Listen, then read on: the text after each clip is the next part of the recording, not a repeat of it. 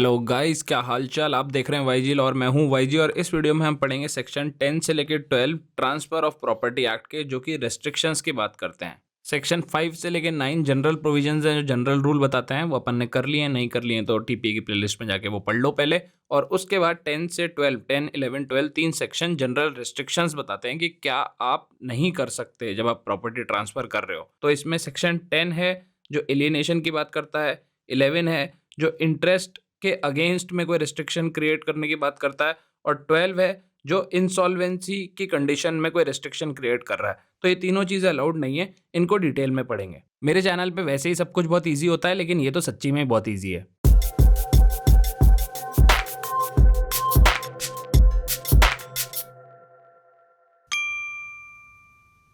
Start करने से पहले कॉन्सेप्ट क्लियर होना चाहिए। कॉन्सेप्ट क्लियर करने के लिए पता होना चाहिए कंडीशन क्या होती है। तो देखो, टीपीए में दो तरह की कंडीशन होती है, कंडीशन प्रेसिडेंट और कंडीशन सब्सिक्वेंट। जब ए बी को कोई प्रॉपर्टी ट्रांसफर कर रहा है तो वो दो तरह की कंडीशन लगा सकता है। फर्स्ट वाली कंडीशन प्रेसिडेंट ये है कि भैया ट्रांसफर होने से पहले बी को कंडीशन फुलफिल करनी पड़ेगी।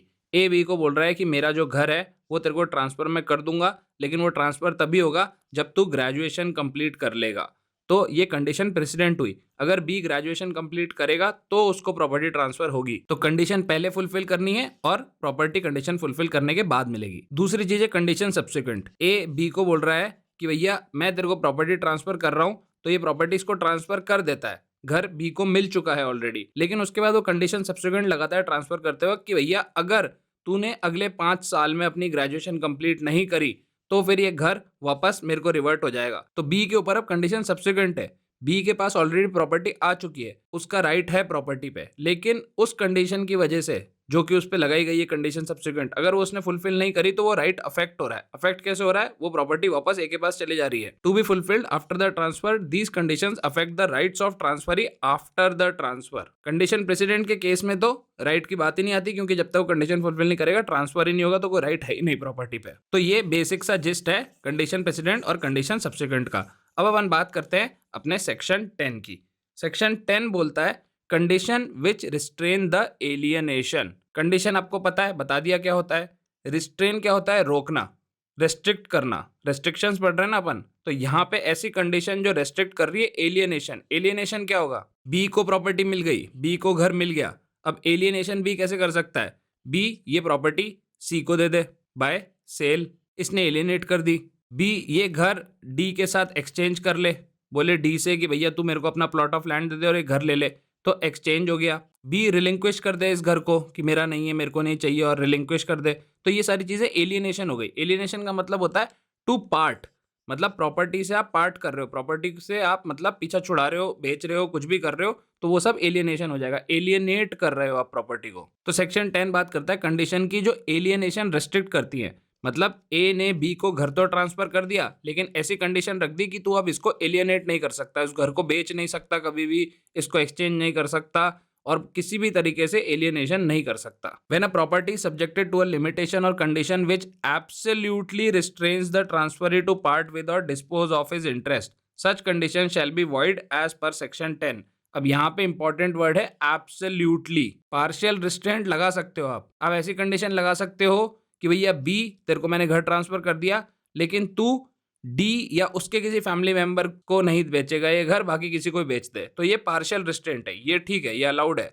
लेकिन टोटल एब्सोल्यूट रिस्ट्रेंट ये अलाउड नहीं है। अगर एब्सोल्यूट रिस्ट्रेंट लगाओगे आप तो सेक्शन 10 के हिसाब से वो वॉइड कंडीशन होगी। बी पे उस कंडीशन का कोई इफेक्ट नहीं पड़ेगा, उसके मन में आएगा वो करेगा, वो सेक्शन 10 लगा देगा और बोलेगा कि नहीं ये कंडीशन तो वॉइड कंडीशन है। कंडीशन वॉइड होगी, ये बात ध्यान रखना। ट्रांसफर वॉइड नहीं होगा। प्रॉपर्टी तो बी को मिल गई, अब कंडीशन आपने सेक्शन 10 के अगेंस्ट लगाई तो वो कंडीशन वॉइड होगी, ट्रांसफर वॉइड नहीं होगा। इस सेक्शन के दो एक्सेप्शन है। पहला तो ट्रांसफर टू अ वुमेन और a transfer for her benefit. तो यहाँ पे मतलब कंफ्यूजिंग लग रहा है, ट्रांसफर टू वुमेन और फॉर हर बेनिफिट।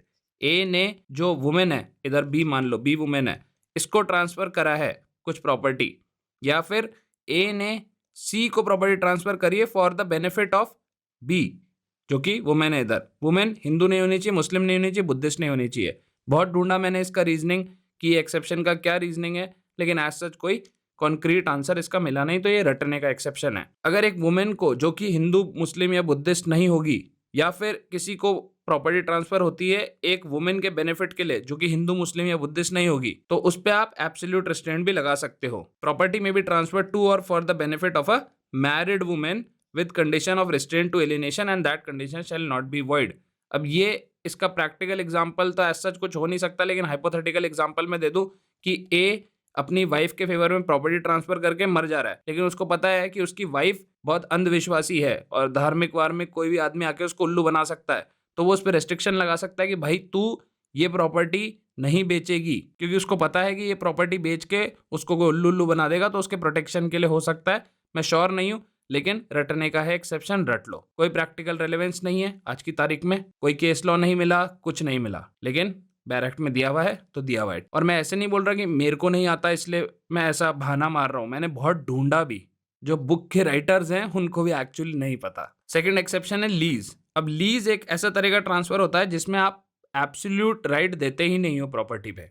अब क्योंकि अपन टीपीए में सारे के सारे टाइप के ट्रांसफर पढ़ रहे हैं और ये जनरल प्रोविजन है, सेक्शन 10 सब पे अप्लाई होगा, तो स्पेसिफिकली अपने को बताना पड़ेगा कि लीज पे अप्लाई नहीं होगा। Conditional transfer is valid in case of a lease when the condition is for benefit of lessor. A ने लीज दे रखी है बी को और उसने ऐसी कोई कंडीशन लगाई है जो बी को एब्सोल्युटली रिस्ट्रेन कर रही है एलियनेशन से, और वो ए के बेनिफिट के लिए है। अब ए ही ओनर है ना प्रॉपर्टी का, किराए पे ही तो दे रखी है बी को, तो वो तो कुछ भी रेस्ट्रिक्शन लगा सकता है ना कि प्रॉपर्टी तो एक्चुअली उसकी है, बी को एब्सोल्यूट इंटरेस्ट थोड़ी ना मिला है प्रॉपर्टी में। तो कॉमन सेंस के हिसाब से ही लीज इसका एक्सेप्शन होगा। लीज पे आप एलियनेशन का एब्सोल्यूट रिस्ट्रेंट लगा सकते हो। इसके बाद है सेक्शन 11 और 12। Section 11 restriction repugnant to interest created. A ने बी को एक शॉप बेची और एक कमर्शियल एरिया में वो शॉप है, शॉप के अंदर ना टॉयलेट है ना किचन है ना कुछ है, तो एक कमरा है बस, उसमें सिर्फ आप शॉप का ही काम कर सकते हो लिटरली, और उसमें कोई काम नहीं हो सकता। लेकिन ए ने बी को प्रॉपर्टी बेची और बोला कि भाई ये जो प्रॉपर्टी है शॉप की, इस पे तू शॉप वाला काम नहीं कर सकता, इस पे तू सामान नहीं बेच सकता, सर्विस नहीं दे सकता, कोई कमर्शियल काम नहीं कर सकता। तो ये कंडीशन क्या है? This condition is repugnant to interest created where on the transfer of property and interest is created in the favour of any person, but terms of the transfer direct that such interest should be executed by him in a particular manner that is unreasonable in the eyes of law, such condition shall be declared void। तो ये example क्या हो गया कि इस property का एक ही काम है और वो काम करने से ही आप मना कर रहे हो और प्रॉपर्टी बेच रहे हो, तो वो कंडीशन वॉइड कंडीशन होगी। इसका एक एक्सेप्शन है, उसको ऐसे समझो कि मान लो ए के पास ये बड़ा सा प्लॉट ऑफ लैंड है, ठीक है। अब इस प्लॉट ऑफ लैंड पे ये आधा प्लॉट ऐसे काटता है और ये बी को बेच देता है, और बी के प्लॉट ऑफ लैंड पे वो कंडीशन रखता है कि भाई तू कभी भी इस प्लॉट ऑफ लैंड पे बड़ी बिल्डिंग नहीं बनाएगा या बिल्डिंग ही नहीं बनाएगा, क्योंकि मैं यहाँ पे खेती करता हूँ, मेरे प्लॉट में पूरे में खेती होती है, और अगर तूने बिल्डिंग बना ली तो सूरज यहाँ से उगता है और मेरे इस खेत पे सूरज की रोशनी नहीं आएगी, इसलिए वो खेत वाला काम हो नहीं पाएगा। तो यहाँ पे ये कंडीशन वैलिड रहेगी। क्यों? क्योंकि ए की खुद की प्रॉपर्टी के बेनिफिशियल एंजॉयमेंट के लिए है वो कंडीशन, ये स्पेसिफिकली एक्सेप्शन है। Directions were made with respect to a particular piece part of immovable property to secure the enjoyment of another piece of the same property. तो ये चीज अलाउड है, ऐसी कंडीशन आप रख सकते हो अगर ऐसा स्पेसिफिक सर्कमस्टेंस है तो। उसके बाद सेक्शन 12 है condition to determine the interest in case of insolvency और अटेम्प्टेड ट्रांसफर। अब ये सिंपल सा है, ये सब नहीं पढ़ रहे, डायरेक्ट बताता हूँ। ए ने बी को प्रॉपर्टी ट्रांसफर करी और ऐसी कंडीशन रखी कि बी अगर इंसॉल्वेंट हो गया, इंसॉल्वेंट का मतलब क्या होता है कि दिवालिया घोषित हो गया, अब उसके पास पैसे वैसे नहीं है, ऑफिशियली आप जाके इंसॉल्वेंट हो सकते हो कि मेरे पास कोई प्रॉपर्टी नहीं है। तो जब कोई आदमी इंसॉल्वेंट होता है तो ऑब्वियसली उस पर बहुत सारा क्रेडिट होता है, बहुत ज्यादा जनों से उसने उधार ले रखा होता है, सब कुछ बेच बुचा के भी उधार चुकता नहीं है, इसलिए वो इंसॉल्वेंट होता है। तो वो प्रॉपर्टी पे अगर ए ऐसी कंडीशन लगा देगा कि अगर तू इंसॉल्वेंट हो गया है तो तू प्रॉपर्टी बेच नहीं सकता, तो बी ने जिनसे उधार ले रखा है क्रेडिटर से, उनका उधार कैसे चुकतेगा? तो ऐसी कोई कंडीशन की ट्रांसफर ही, बी ट्रांसफर ही है, ए ट्रांसफरर है, ये दिमाग में बिठा लो। जो ट्रांसफर कर रहा होता है वो ट्रांसफरर होता है, जिसको ट्रांसफर हो रही होती है प्रॉपर्टी वो ट्रांसफरी होता है। तो ऐसी कोई कंडीशन की ट्रांसफर ही इंसॉल्वेंट हो जाएगा तो फिर वो प्रॉपर्टी को बेच नहीं सकता या ट्रांसफर नहीं कर सकता, ऐसी कंडीशन वॉइड होगी। इसका एक्सेप्शन भी लीज है, वही वाले रीजन से कि भैया अगर बी को लीज पे कोई प्रॉपर्टी दी है और वो इंसॉल्वेंट हो गया तो लीज की प्रॉपर्टी थोड़ी ना वो ट्रांसफर कर देगा किसी और को, तो लीज इसका एक्सेप्शन है। तो यहाँ पे हो गया सेक्शन 10, 11, 12, बहुत ही सिंपल सेक्शन है। 3 ये सिचुएशन बताता है कि आप किस तरह की कंडीशंस क्रिएट करके रेस्ट्रिक्शन नहीं लगा सकते हो, बस इतनी सी बात है।